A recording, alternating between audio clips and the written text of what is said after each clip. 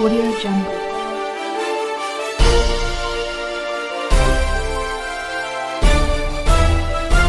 Audio Jungle.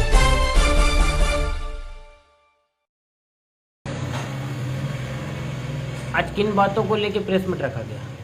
जी, आप लोग को मालूम होगा कि कुछ दिन पहले हम लोग का परिवार पे एक आरोप लगा है कि हम लोग अपने भाई के वाइफ को उनका डेथ के बाद घर से बाहर निकाल दिए। किसने आरोप लगाया था? ये मेरे भाई के वाइफ ने आरोप लगाया हम लोगों पे।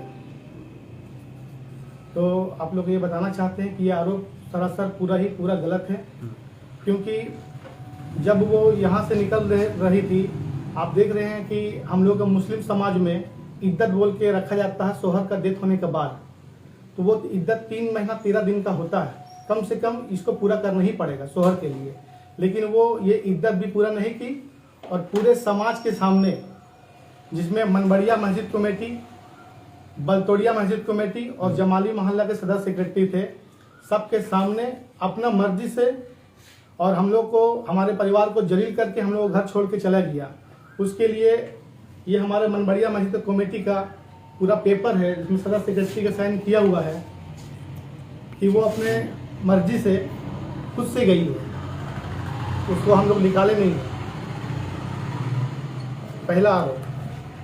दूसरा कि जब मेरे भाई का डेथ हुआ, हम लोग को बहुत भरोसा था कि मेरे भाई का जो वाइफ है वो हम लोग का साथ देगी परिवार के गार्जियन बन के, लेकिन ऐसा नहीं हुआ और उल्टा हम लोग को जलील किया गया, झूठा आरोप लगाया गया। यहाँ तक कि मेरे माँ बाप पे दहेज का भी केस कर दिया गया। जो पुलिस प्रशासन आके मेरे घर से सामान सीज करके ले गया, ये उसका कागज है।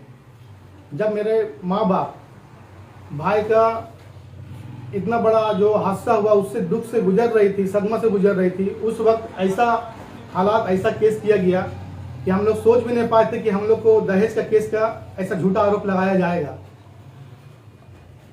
और देखिए कि सबसे बड़ा बात है कि मेरा माँ बाप जब खालिद के गुजरने के बाद उसका बेटा बेटी, खालिद का जो लड़का है लड़की है, उससे मिलने के लिए बहुत, मतलब माँ बाप को ऐसा लग रहा था कि उस वक्त उसका बेटा बेटी घर पर रहेगा तो उनको एक खालिद का जो याद है वो कम होगा और उनका कमी को कुछ महसूस होगा कि उसका बच्चा का ही चेहरा पे खालिद का चेहरा दिखाई देता था। उस वक्त 2 साल लगभग होने को है, बच्चा को भी सब छीन लिया और बच्चा को पोता पोती से मतलब मिलने के लिए मेरा माँ बाप तरस गया कि उससे मिले। जब मिलने जाते तब कोई झगड़ा, कोई बहाना, प्रशासन भी समझा कर थक गया। प्रशासन के साथ साथ में पूरा समाज, सिर्फ मनबड़िया ही नहीं, बलतोड़िया, मनबड़िया और जमाली मोहल्ला, 3 जगह का समाज पूरा समझाया, हर कोशिश किया कि तुम घर वापस चली आओ, लेकिन वो किसी के नहीं मानी, अपना मनमानी करके खुद से निकल गई। और एक बात आप लोग से कहना चाह रहा हूं मैं कि आप लोग ने देखा कि वो कुछ दिन पहले ये आरोप लगाई है तृणमूल कांग्रेस पे और वह कहती है बार बार कि हम टीएमसी की तृणमूल कांग्रेस के साथ में हैं। तो आप एक बात बताइए कि जब 4 दिन बाकी रह गया है हमारे तृणमूल के इलेक्शन का, जो हमारे विधायक इलेक्शन होने वाला है, सिर्फ 4 दिन बाकी रह गया और 4 दिन पहले ये आरोप लगता है कि तृणमूल कांग्रेस ने जो वादा किया वो पूरा नहीं किया, मेरे बच्चों को पैसा नहीं मिला। तो आप लोग ये मैं बताना चाहता हूं कि तृणमूल कांग्रेस ने कोई वादा नहीं किया था, जितेंद्र तिवारी ने वादा किया था। क्योंकि जब भाई का ऐसा केस हुआ तो वो हम लोग घर छोड़ के सीधा वो इद्दत को तोड़ के जितेंद्र तिवारी के पास लगातार जाने लगे। उस वक्त हमारे विधायक के पास नहीं गई और जब जितेंद्र तिवारी उसको एक वार्ड प्रतिनिधि का एक कागज दिया कि तुम वार्ड प्रतिनिधि हो, उस लालच में आके वो मतलब पैसा भी भूल गई और वो नौकरी पकड़ ली। आज वो जो बार बार आरोप लगा रही है कि हमको सरकारी नौकरी नहीं मिला, तो उस वक्त वो ज्वाइनिंग क्यों की? उसको ज्वाइनिंग नहीं करना चाहिए था, रोड हड़ताल करना चाहिए था, जरूर सरकारी नौकरी उसको हम लोग दिलवाते, लेकिन वो ऐसा नहीं की।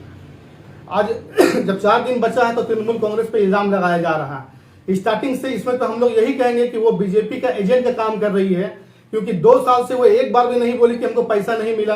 आज जब भाई डेथ किया था तो उस वक्त मेरे भाई को कुछ तृणमूल की तरफ से चेक दिया गया था, वो चेक भी लेके चली गई। LIC का पैसा वो भी उनके पास में, इंश्योरेंस का पैसा वो भी उनके पास में, भाई का टोटल पैसा तो लेके चले गई। आज खाली 3 बहन छोड़ के चला गया है। माँ बाप है, उसको कौन देख रहा है? उसको तो आज देखने वाला कोई नहीं है। और ये देखिए भाई का केस के बारे में आज तक कभी सुने हैं कि बोली कि मेरा हस्बैंड को इंसाफ चाहिए? आप लोग अगर उनसे पूछ लीजिएगा कि खालिद का केस का वकील कौन है, एडवोकेट कौन है, जो इतना बड़ा मर्डर हुआ है उसका आप हक के लिए क्या किए हैं, तो वो कुछ बता नहीं पाएगी, ना वो ना उसका भाई। कोई बोल नहीं पाएगा कि आज तक हम लोग वकील पास गए। क्यों? क्योंकि यहाँ से आसानसोल हमेशा जाती थी दिल्ली तिवारी के पास में, लेकिन वहीं पे कोर्ट पढ़ता था, वकील पढ़ता था, लेकिन एक दिन भी नहीं गई। और देखिए ये हाईकोर्ट तक केस भाई का हम लड़ रहे हैं। आसनसोल से लेके हाईकोर्ट तक केस हम लड़ रहे हैं। एक केस भाई का, एक केस अपना बेटा का, खालिद का बेटा बेटी का, और एक केस माँ बाप के दहेज का। आप बताइए कि कौन सही है और कौन गलत है, ये तो जनता फैसला करेगी। और जब वो 2 साल में बेटा जब का वो क्या केस है? बेटा बेटी पे आज केस लड़ रहे हैं हम लोग, इसलिए क्योंकि जब समाज कमेटी किसी की बात नहीं मानी तो आज खालिद के वो आखिरी निशानी है। तो हम लोग तो जीते जी मेरा माँ बाप, या हम लोग तो उसको भूल नहीं पाएंगे। और बेटा बेटी को पाने के लिए हम लोग को जहाँ तक जाना पड़ेगा हम लोग जा रहे हैं। आज देखिए मेरा माँ और मेरा अब्बू से पूछिए कि किन हालात में गुजर रहा है वो लोग। रोज रोज रोते तड़पते हैं रोज।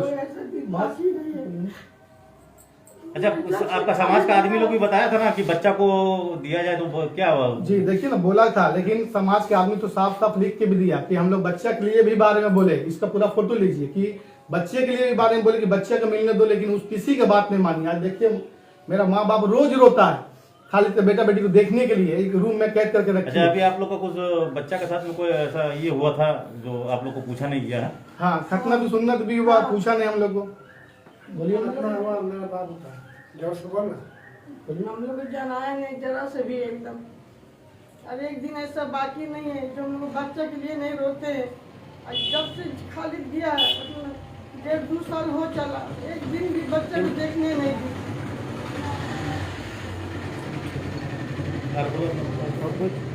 जो मामला कोर्ट में है वो कोर्ट का होगा, ठीक है, उसमें कोई टिप्पणी। हाँ, लेकिन हम लोग को आज देख लिए समाज पे, आज समाज भी बैठ के हार गया समझा के कि कम से कम खालिद का बेटा बेटी को तो उसके दादा दादी से मिलने के लिए दो। क्या हम लोग इतना भी हक नहीं है कि हम लोग अपना बेटा बेटी को खिला सके? खालिद का निशानी है तो हम लोग भी दिल करता है उसको पहनाए, उसको खिलाए। आज बच्चा जो घूरता था आज कैद हो गया है घर पे। इतना बड़ा सुन्नत हुआ, हम लोग को पूछा नहीं गया। पुलिस प्रशासन भी यहाँ तक बहुत समझाया, लेकिन प्रशासन की भी बात नहीं मानी। और अभी जो ये पार्टी की बात करती है तृणमूल कांग्रेस के बाद 2 साल जब इसको चांस मिला, जब जितेंद्र तिवारी इसको वार्ड का प्रतिनिधि बना दिया, तो 2 साल में वार्ड में 60 लाख का काम आया, वो भी नहीं कर पाई।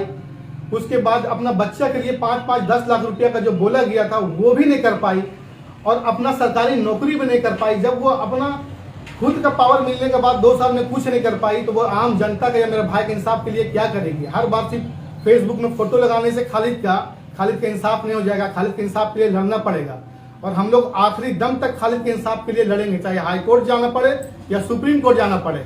हम लोग हर कदम पे खड़े अपने भाई के लिए कि उसको इंसाफ दिला के रहेंगे। हम लोग बच्चा लोग एकदम खटिया में सटा दिया, ऐसा उन लोग का हालत कर दिए। खालिद के टाइम में वैसी था, उन लोग दोनों बच्चों को एकदम सटा भी फसली गिना रहा है।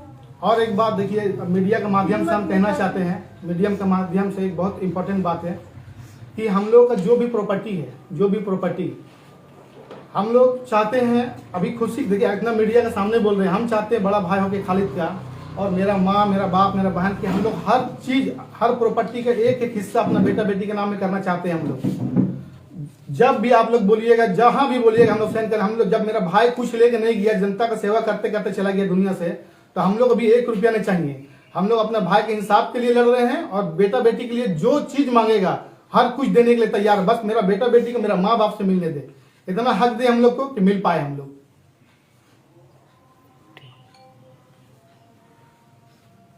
2-4 घंटा यहाँ और भी भी रहे, सवाल वहाँ सद्दाम? भी रहे, नहीं। उनका माँ से सवाल कीजिए। हाँ, वहाँ से आवाज कर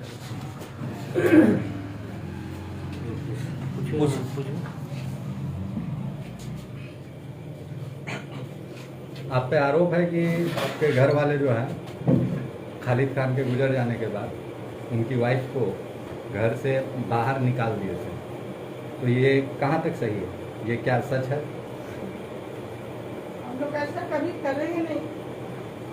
और घर में 2 ठो ऐसी कानून काम करने वाली रजिया खालिद के द्वारा ये आरोप लगाया गया आपके ऊपर।